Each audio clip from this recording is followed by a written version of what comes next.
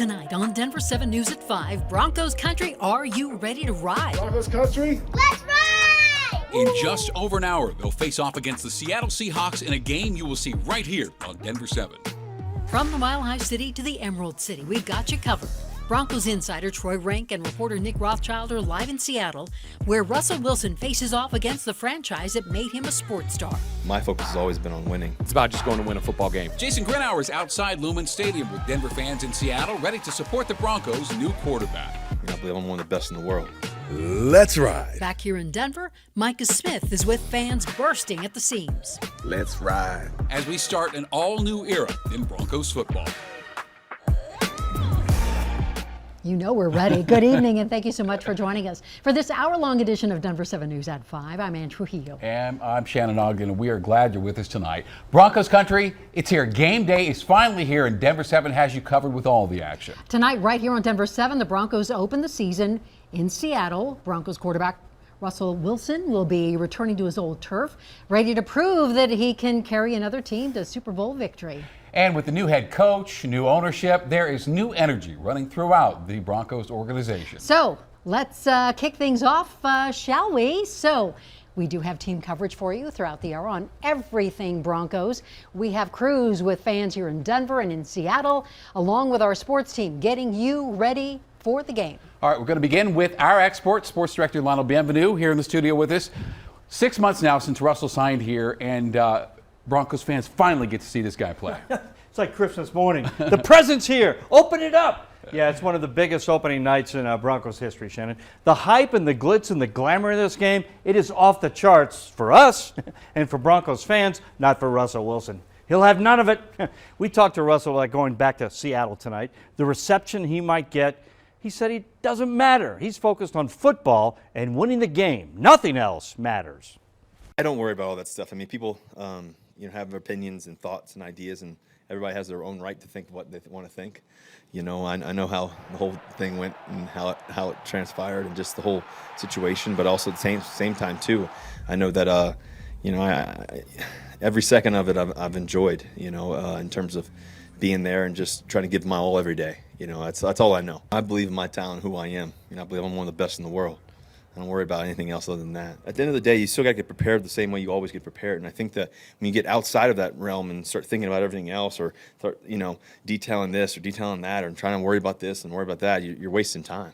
I don't think winners don't waste time on things that have nothing to do with the game. It'll definitely be an experience I've never experienced before, but it'll also be an experience that I'm going to enjoy the journey of it all. My focus is going to be on joy. My focus is going to be on my teammates and us playing our best football that we can possibly play against a really good football team.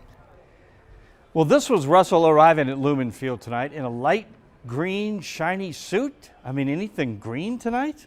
It's a little strange. The Seahawks colors are green. It's Orange Monday. Whatever. Here's Russ. He changed into his Broncos gear and took the field for the first time for warm-ups. He'll be in his number 3 game jersey. Broncos. Soon enough. All right, let's get live to Seattle and the Lumen Field right now. Sports anchor Nick Rothschild and Broncos insider Troy Rank are there, guys. Hey, guys, Russell is taking the field. It's almost game time here. Oh, Lionel, the Russell Wilson revenge tour is in full swing here at Lumen Field. The place is vibrating, and Russell wasn't just out here warming up. He's been out here kissing babies, signing autographs, Troy, and hugging former teammates, of course, on the Seattle side. Yes, listen, Russell Wilson's confident here. He's 19-4, Nick, in primetime games here. He's also 10-3 on Monday night. Lionel, I think that lime green suit was a bit of trolling, Nick. I really do. But it's not just about Russell Wilson. They need this defense to play well. The leader of that defense is Justin Simmons. I sat down with him this week to talk about this game and restoring this franchise's glory. It's real. We're at game week, Seattle. What's it going to be like in that environment Monday night, prime time, Russell going back to face his former team?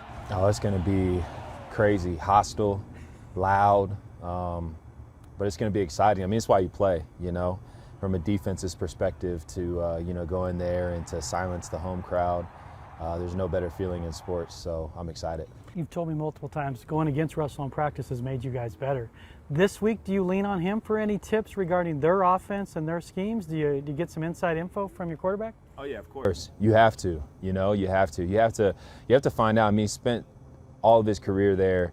was really successful, and you always want to pick the brain about, you know, if they're in this situation, if they're in this situation, if they're, you know, leaning on this guy more, leaning on this guy, you know, what's the game plan you think? You've been Pro Bowl, you've been All-Pro, you've been paid, you're considered one of the best players in the league.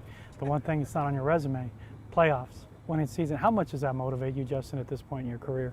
That's the only thing, is winning. You know, in my 6 years, going on to year 7 now, playing with the team, I've never been in the playoffs, and the closest I've been was my rookie year, right after, you know, Denver won the Super Bowl. So it's crazy. You know, I've seen a lot of my colleagues that I've trained with go on to play in the playoffs. I always feel like I'm watching it after the season, and it's just not a good feeling to have. So, you know, this year is playoffs. Yeah, it's about restoring glory for this franchise. It's a new start, Nick. We saw the owners here, Greg Penner, Kerry Walton Penner. They were on the sideline. That tells you how big this game is. And Rob Walton, right before we came on air, strolled behind us. So it is a star-studded night at Lumen Field. It's hot on the field, Lionel, and we haven't even got to kickoff yet. Plenty more to come. Back to you. All right, thanks, guys. We will see you a little bit later on in the show, live from Seattle. Right now, Ann, let's go back to you. All right, thank you for that. And back here in Colorado, of course, fans cannot wait to finally see if Russell Wilson is worth the hype. Denver 7's Micah Smith. She's joining us live now, Breckenridge Brewery in Littleton. And Micah, fans are already starting to show up early, make sure they have a seat with a view for the big game, right? Absolutely, Ann. And here at Breckenridge Brewery, there's actually 2 big screens. We're standing near one of them, which is why it's so loud. But hey, we're just capturing the ambiance of the place. There is a huge party planned for the brewery tonight. The cheerleaders will be arriving soon. By cheerleaders, I mean Broncos cheerleaders, as well as several Broncos alums. So lots of things planned, and not to mention super fans. I'm talking about the best fans that a franchise could ask for. I met one woman, her outfit alone stopped me dead in her tracks, in my tracks that is, and I had to ask her about it. Take a listen. Well, long story short, I do have a lot of autoimmune issues, and one of them is I can only wear 100% cotton and white. So I had to find a way as a fan to still be able to have a little bit of color to show my flair for and love for the team. Absolutely. And the players actually call me orange and blue for the pigtails. Gotta love it. That is Mary Brennan, and she actually gives out stickers with her face on it. Got to love that even more. Now listen up, you're going to hear more from Mary tonight because she is taking part in our 360 coverage. We have special 360 coverage on how to score tickets this season, so she's going to give us her very special tips on that. As far as the party here happening at Breckenridge Brewery in Littleton, I saw a few dog super fans arrive just a moment ago, so I'm going to go hang out with them for a little bit. I'll be checking back in with you, though, during our special extended coverage coming up in about 30 minutes or so. But for now, reporting live, Micah Smith, Denver 7. Sounds fun out there already. Of course, you know, this season there is definitely a new energy in the air in Colorado surrounding our team. And the Broncos say they're ready to turn things around and have a winning season. Now, is it possible to go from a losing season to Super Bowl champions? Well, going deeper tonight, in the last 75 years, just 5 NFL teams have gone from a losing season to winning the Lombardi. The most recent teams on the list include the 2001 Patriots, the 2017 Eagles, and the 2020 Buccaneers. And all those teams lost more than half of their regular season games the year before they won the Super Bowl. Now, to top last season's record, the Broncos need at least 8 wins this year. Piece of cake, and who knows, maybe the Super Bowl trophy will follow.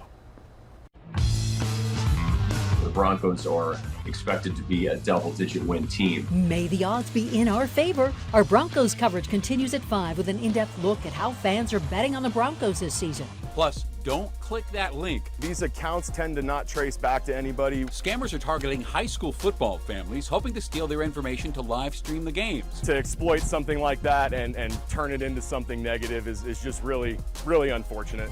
And remembering an Arvada police officer. Dylan brought tons of light and just great energy to every day. Police reveal new information about the suspect who killed Arvada officer Dylan Vakoff this weekend, as his friends remember just how special Officer Vakoff was. If there's anything that we can learn from Dylan's sacrifice is the importance of helping those who need it most.